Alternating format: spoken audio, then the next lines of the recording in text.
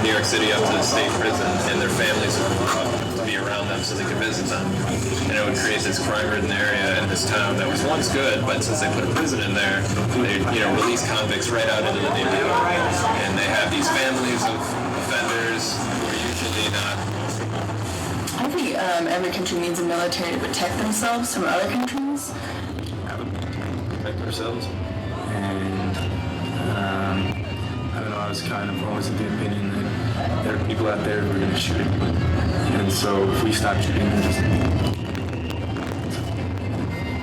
heard.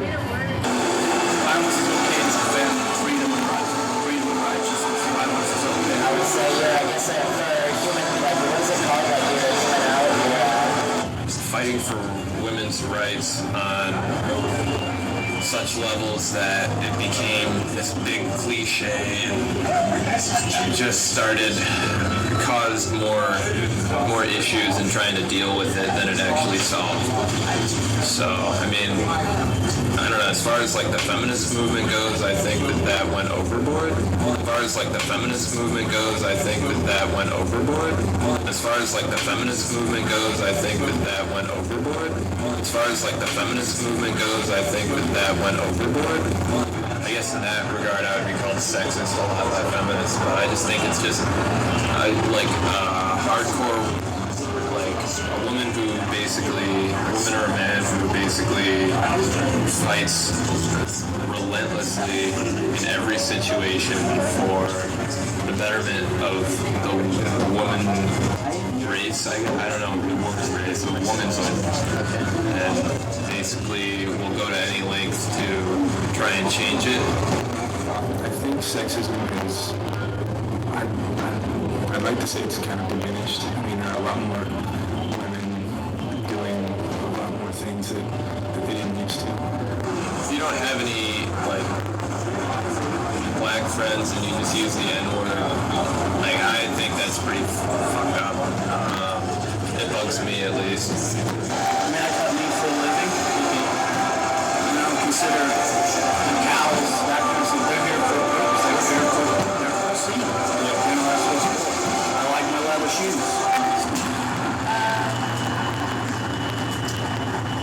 Okay, if we're talking in terms of like food production, if it's like,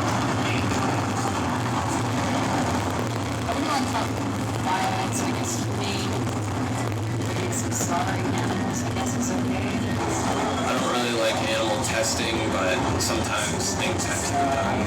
Yeah, because you should work. People shouldn't be in charge of babysitting. You need to be your own person. Should I tell you that? I'll give you an answer for that. Yeah. Okay, you got Department of the Interior, thinks it's cool as hell. They're in charge of national parks. Don't feed the animals, they become dependent on it. Department of Agriculture, they're in charge of food stamps. They're proud to announce that more people are on food stamps and government assistance than any other time in the history of the United States. So which one's better? Don't feed the animals, they get dependent on it. Beg for money. Have a shitty life. Beg for money again. Have a shitty life. Beg for money. It's a cycle that doesn't end. I think that's what happens to some of them. I think a lot of them just like they get caught in laziness. You become lazy. You don't want to chill. You don't want to do your work, and your brain starts like coming up with reasons for why you are right in doing whatever you're doing. So you'll be like, oh well, my family's not rich, my parents didn't give me money, college is too expensive, there's no jobs, the economy's bad, like the reasons are there, you know? But yet there's people who succeed, right? So you can either find reasons to do it, find reasons not to do it. To do what's right, you won't be homeless, and it doesn't matter what your circumstances, you're in control. There are homeless people who have millions of dollars. Like they're out there. People that get like college students partying, they get hungover, and the next day they can't do anything. Imagine a homeless person. Where you're excused, but there's no excuse for just being homeless. I have a friend who's homeless right now, but he landed in the homeless shelter because of decisions he made. And it wasn't like anyone was pushing him to the homeless shelter. I just need is something that makes them feel better about themselves. Like, I feel like everybody needs another country to just You have to take ownership of everything you do. It doesn't matter if you're a piece of shit at work, you take ownership for it. If you're a hard worker, you take ownership for it. So don't steal anything, and it's just, I don't know, stealing is just kind of, I don't know how to explain it. it's still wrong. It doesn't matter if you're stealing from the bum or you're stealing from the You company. don't see where they're rich from. Just people that are rich, you might see they're just rich, but it took groundwork, took a lot to get there somewhere. So it's wrong. In a sense, I would say government has always existed, even among the smallest of communities. There's still someone in charge. It may not be formal or formally recognized, but there's still someone who people look up to, or there's always that one person who is a leader. Even in the animal kingdoms, there's still a leader of a group. And even in cavemen, there was, the head honcho, like the alpha dog. There always has to be a leader. Otherwise, you'll be aimlessly wandering sheep, just getting attacked by wolves. Pick off. I said we rely on government to keep things organized and ordered, and we need it because we also rely on it. There's things that you cannot do as an individual. You need to have government to help you out, do things on such large scales that a small population just cannot accomplish. We didn't have government, we have anarchy, whatever. So I'm pretty sure it's just to like keep everyone in line, make sure everything's aligned. A state disorder due to the absence of a non-recognition of authority. Okay, so basically the first thing I think of is like how could the little kids who like no one else watching them and they're just like chaos, right? Okay. In that example, I guess the little kids are not going to take on themselves and they're going to die. That's what's going to happen, no? I don't know, that's like, that's also like a really hard question too, because it's like, I guess most of the time you go, like, unless the group is like I said, like educated and think for themselves and are able to cooperate and like do stuff, like that would be like ideal, I guess, like utopian kind of world, I guess. And like if you in the real world and like shit's gonna happen, shit's gonna hit the fan, and some situations people are gonna be, oh shit, what do we do now? And somebody's gonna step up and be a leader and be like, this is what we're doing. So people do need to like rise to leadership, I think. I think what happens is a lot of violence can erupt from the lawlessness of it. Just trying to free yourself, you can hurt off people in the process. So. You know what anarchy is? I just heard people talk about it. Yeah, where there's no government, people control on this, and it's like, yeah, that's all right. I just want to do what I want to do. I don't want anybody to tell me any different. I want to ride 200 miles an hour down the freeway. I don't care what the consequences are. I don't know, anarchy can also just be a pure form of doing whatever the fuck you want.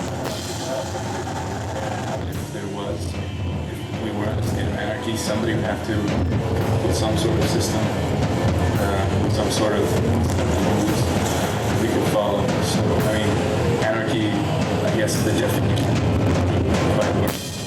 At least, I don't think so. We can't be all free. We want freedom of choice, but someone has to regulate it. In the purest form, anarchism is rebellion against all that is conformity. What do anarchists do? They live at the Boyd House.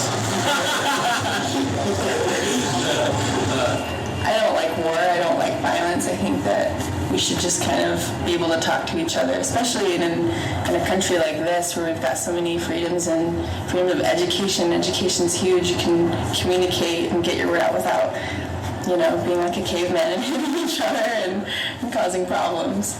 Well, punk rock, I think it's I think it can be a little whiny sometimes. It's kind of crying about government and you're not really doing anything. It's kind of like Salt Lake City punk.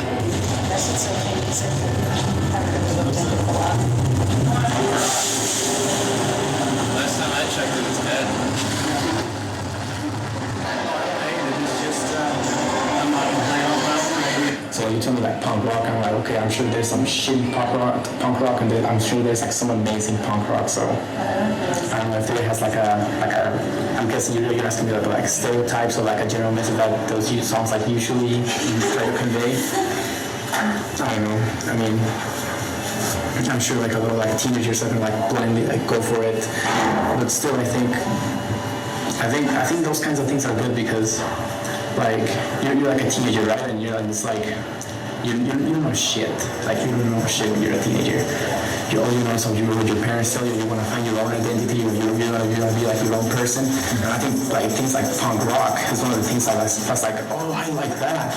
I just felt like even if you start like chasing that or identifying with that, I think it's one of those things that helps like teenagers like form their own identity. You know, like they take on that, but from that they're able to like come up with their own later. Thanks, y'all.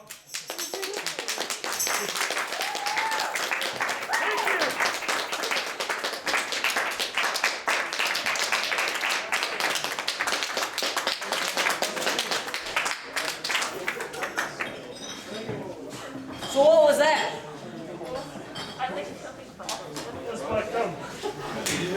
What come did that? I didn't ask what. What was that? As a whole. That was a what? black cum set. Black cum set.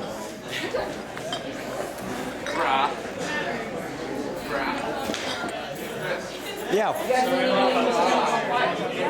You didn't even leave candles on fire. I had no idea. I had no candle for you.